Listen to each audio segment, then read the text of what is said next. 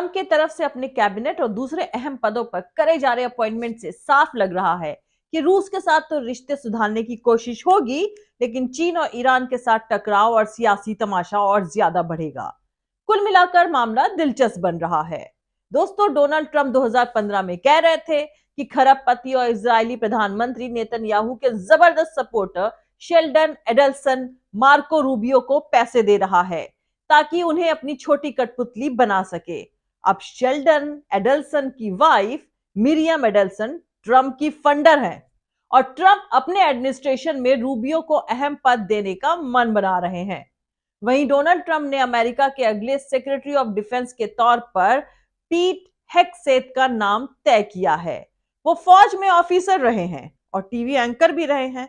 उनका एक वीडियो काफी वायरल हो रहा है जिसमें वो बता रहे हैं कि चीन की फौजी तैयारी ऐसी है कि वो 20 मिनट में सारे अमेरिकी एयरक्राफ्ट कैरियर्स को खत्म कर सकता है। वो ये भी बता रहे हैं कि पेंटागन के हर वॉर गेम में चीन जीतता है। बहरहाल साफ दिखाई दे रहा है कि पिछले कई सालों से रशिया रशिया रशिया की रट लगाने के बाद अब America China China China, Iran Iran Iran की माला पढ़ेगा।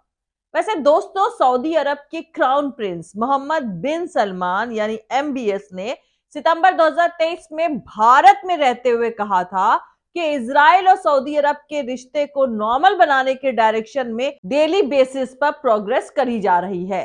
लेकिन अभी पिछले हफ्ते उन्होंने कहा है कि इजराइल गजा में फिलिस्तीनियों के खिलाफ नरसंहार कर रहा है। ये एक बेहद क्रूशियल बदलाव है और ट्रंप के लिए एक अहम पैगाम भी है। खैर, अगर ट्रंप की तरफ से अपॉइंट करे गए लोगों के बयानों को देखें तो लगता है कि ट्रंप उन्हीं के मुताबिक काम करेंगे। लेकिन दोस्तों, आइडियोलॉजी यानी विचारधारा और पॉलिसी मेकिंग दोनों अलग अलग चीजें हैं। पॉलिसी मेकिंग आइडियोलॉजी नहीं है, बल्कि ये पेचीदा मुद्दों को सुलझाने का तरीका है।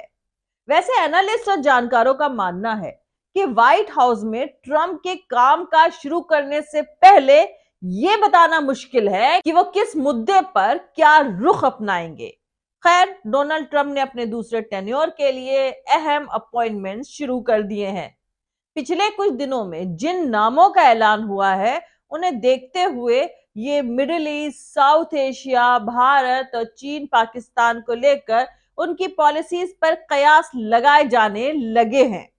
लेकिन उन्होंने कुछ ऐसे लोगों को भी मिनिस्टर बनाने के लिए नॉमिनेट किया है जो साउथ एशिया, खास करके भारत और चीन और पाकिस्तान के साथ मिडिल ईस्ट पर अपने आइडियाज के लिए काफी सुर्खियों में रहे हैं।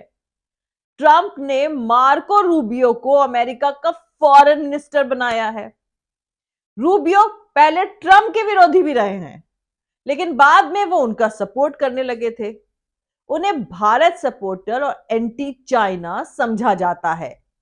पिछले दिनों ईरान की तरफ से इजराइल पर करे गए हमले के बाद मार्को रूबियो ने सोशल मीडिया पर लिखा था कि अगर अमेरिका पर कोई देश 180 मिसाइलों से हमला करता है तो जैसा रेस्पॉन्स अमेरिका का होता है वैसा ही रेस्पॉन्स इजराइल का भी होना चाहिए।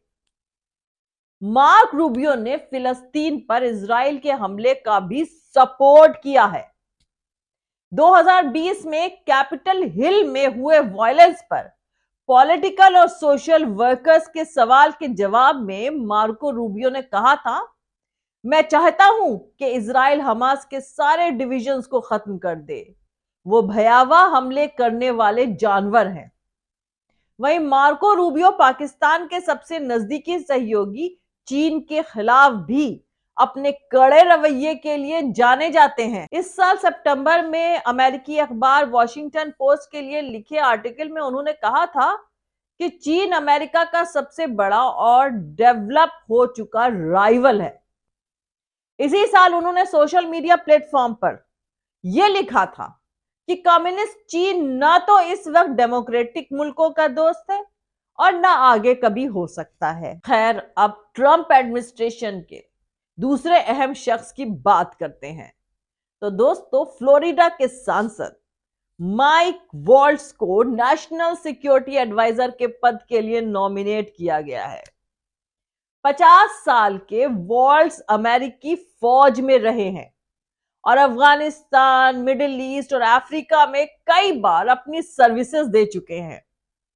अमेरिकी राष्ट्रपति चुनाव से पहले जुलाई में फ्लोरिडा पॉलिटिक्स को दिए इंटरव्यू में उन्होंने ट्रंप की तारीफ करते हुए कहा था, हमारे पास एक ऐसा प्रेसिडेंट है जिसने इस्लामिक स्टेट को खत्म किया है, ईरान को दिवालिया बना दिया है, हमेशा इजराइल और अमेरिका के दूसरे कंपेनियंस को सपोर्ट देते रहे हैं और चीन ने जो किया उसका उसे नतीजा भुगतने पर मजबूर किया है। ट्रंप के राष्ट्रपति रहते आपने अमेरिकी आसमान में चीन के जासूसी बैलून्स कभी नहीं देखे होंगे। दोस्तों, जॉन रैटक्लिफ को अमेरिकी खुफिया एजेंसी CIA का डायरेक्टर नॉमिनेट किया गया है। रैटक्लिफ ट्रंप के पहले टेन्योर के दौरान नेशनल इंटेलिजेंस के चीफ थे। रैटक्लिफ चीन और ईरान के तरफ अपने कड़े रवैये के लिए जाने जाते हैं। दिसंबर 2020 में वॉल स्ट्रीट जर्नल के लिए लिखे अपने एक आर्टिकल में उन्होंने कहा था कि इंटेलिजेंस इस बात को लेकर बिल्कुल साफ है कि चीन अमेरिका और पूरी दुनिया में इकोनॉमिक, मिलिट्री और टेक्नोलॉजिकल सुपीरियरिटी कायम करना चाहता है। उन्होंने दावा किया था कि चीन की बड़ी कंपनियां अपनी एक्टिविटीज के जरिए छुपे तौर पर कम्युनिस्ट चीनी सरकार के लिए काम कर रही है। 2020 में अमेरिकी राष्ट्रपति चुनाव से पहले रैटक्लिफ ने नेशनल इंटेलिजेंस के डायरेक्टर के तौर पर ईरान पर इल्जाम लगाया था कि वो डेमोक्रेटिक वोटरों को धमकी देने वाले ईमेल्स भेज रहा था ताकि अमेरिका में केओस यानी अराजकता फैल सके। दोस्तों, ट्रंप ने सांसद तुलसी गबार्ड को नेशनल इंटेलिजेंस का डायरेक्टर नॉमिनेट किया है। यह डिपार्टमेंट अमेरिका में सारी खुफिया एजेंसियों का काम देखता है। इस लिहाज से यह काफी अहम पद है। तुलसी गबार्ड अमेरिकी फौज में लेफ्टिनेंट कर्नल के तौर पर काम कर चुकी हैं। ट्रंप एडमिनिस्ट्रेशन के मुताबिक वो मिडिल ईस्ट और अफ्रीका में भी पोस्टेड रही हैं। तुलसी गबार्ड पाकिस्तान को क्रिटिसाइज करती रही हैं। उन्होंने 2017 में ओसामा बिन लादेन को पनाह देने के मामले में पाकिस्तान को काफी क्रिटिसाइज किया था। तुलसी गबार्ड ने जमात उद दावा के चीफ हाफिज सईद को एक मुकदमे में रिहा करने को लेकर पाकिस्तान को शार्पली क्रिटिसाइज किया था। साल 1981 में अमेरिकी समोआ में तुलसी पैदा हुई थी। उनके फादर का नाम माइक गवार्ड और मदर का नाम कैरल गवार्ड है। वो गवार्ड कपल के 5 बच्चों में से एक हैं। 1983 में जब तुलसी गवार्ड 2 साल की थी तो उनकी फैमिली अमेरिका के हवाई स्टेट में आकर बस गई थी। हवाई में आने के बाद उनकी मां कैरल ने हिंदू धर्म अपना लिया, जबकि उनके फादर रोमन कैथोलिक ईसाई थे। हिंदू धर्म के असर के चलते ही कैरल ने अपने बच्चों के हिंदू नाम रखे। तुलसी गवार्ड खुद को हिंदू बताती हैं, लेकिन वो भारतीय यानी इंडियन ओरिजिन की नहीं है। तुलसी के पिता पहले रिपब्लिकन पार्टी 2004 और 2007 तक और फिर साल 2007 से डेमोक्रेटिक पार्टी से जुड़े रहे हैं। साल 2013 में तुलसी पहली बार हवाई स्टेट से सांसद चुनी गईं और 2021 तक वो इस पद पर रहीं। 2017 में तुलसी गवार्ड ने सीरिया का दौरा किया था और वो इस दौरान सीरिया के राष्ट्रपति बशर अल असद से भी मिली थी। उनकी यह मुलाकात सियासी गलियारे और मीडिया में काफी चर्चा में रही थी। इस मुलाकात के लिए उन्हें काफी क्रिटिसिज्म का भी सामना करना पड़ा था। वैसे तो अमेरिकी संसद के मेंबर विदेशी नेताओं से मिलते रहते हैं, लेकिन बशर अल असद सरकार पर अपने ही लोगों के खिलाफ उन पर जुल्म करने और उन्हें टॉर्चर करने के इल्जाम लगते रहे थे। ऐसे में तुलसी गवार्ड की उनसे मुलाकात कई लोगों को हैरत में डालने वाली थी। 2019 में जब वो डेमोक्रेटिक पार्टी की तरफ से राष्ट्रपति पद की उम्मीदवारी की दावेदारी कर रही थी, तब भी उनकी इस मुलाकात को लेकर सवालों का उनको सामना करना पड़ा था। वॉशिंगटन पोस्ट की एक रिपोर्ट के मुताबिक उनसे जब उस दौरान असद के दुश्मन होने के बारे में पूछा गया था, तो उन्होंने कहा वो अमेरिका के दुश्मन नहीं है, क्योंकि सीरिया से अमेरिका को सीधा खतरा नहीं है। दोस्तों, 2015 के अप्रैल के महीने में जब तुलसी गवाड की शादी अमेरिका में हुई, तो इसकी चर्चा भारत तक हुई थी।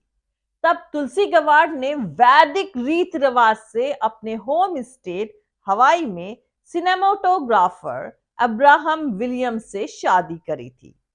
तमाम रिपोर्टों के मुताबिक इस शादी में अमेरिका में भारत के तब के एम्बेसडर तरनजीत संधू और राम माधव भी शामिल थे। तब राम माधव भारतीय जनता पार्टी के स्पोक्सपर्सन हुआ करते थे। इससे पहले राम माधव 10 साल से भी ज्यादा वक्त तक आरएसएस के नेशनल स्पोक्सपर्सन रह चुके थे।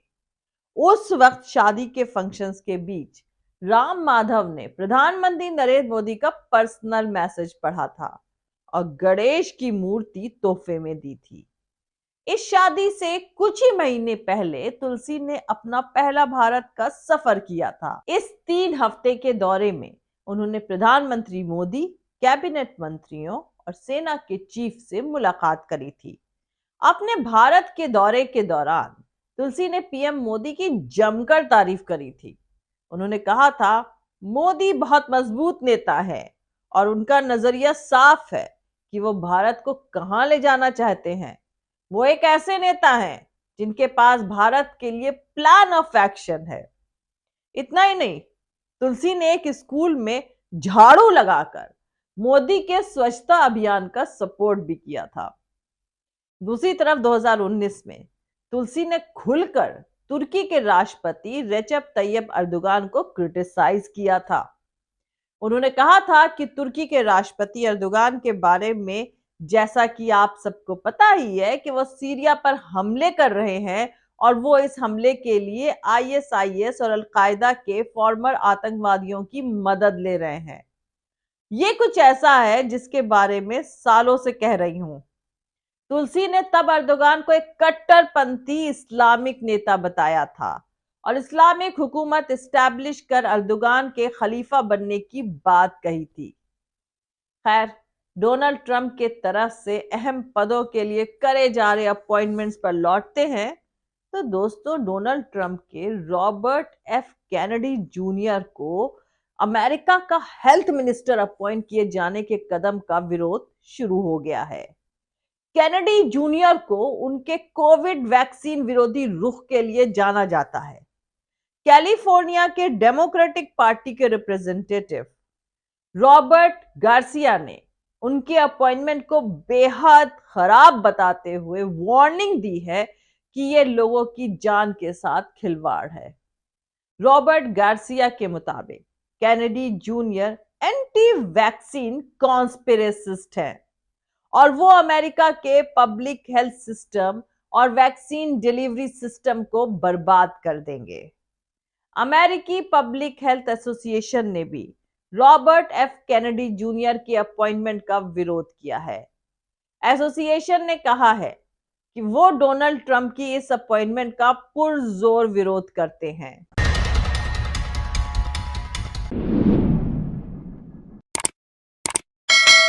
आज के लिए दोस्तों इतना ही। मिलते हैं अगले वीडियो में किसी दूसरे नए सियासी तमाशे के साथ। जय हिंद, सत्यमेव जयते, अल्लाह हाफिज। दोस्तों, हमारा पूरा वीडियो और दूसरे और वीडियोस देखने के लिए हमारा YouTube channel political Tamasha with doctor Arshi को सब्सक्राइब करके वहां पे लगी बेल आइकॉन को जरूर दबा दें, ताकि आपको हमारे आने वाले हर वीडियो की अपडेट्स टाइम पर मिलती रहे। और दोस्तों, अगर आपको हमारे वीडियोस इंफॉर्मेटिव लगते हैं, अगर आपको हमारा काम पसंद आता है, तो फिर आप अपने इस चैनल को सपोर्ट कर सकते हैं, इसके पेट्रॉन बन करके या फिर इसकी मेंबरशिप लेकर के, या फिर दोनों ही तरीके से। और दोनों का ही लिंक मैंने अलग अलग इसी वीडियो के डिस्क्रिप्शन में डाल दिया है। और आप हमें फॉलो भी कर सकते हैं हमारे ट्विटर यानी एक्स पर, हमारे फेसबुक पेज पर और हमारे इंस्टाग्राम पर। हमारा ट्विटर हैंडल है यानी एक्स हैंडल है @अर्शी अजीज खान। थैंक यू, मिलते हैं अगले वीडियो में।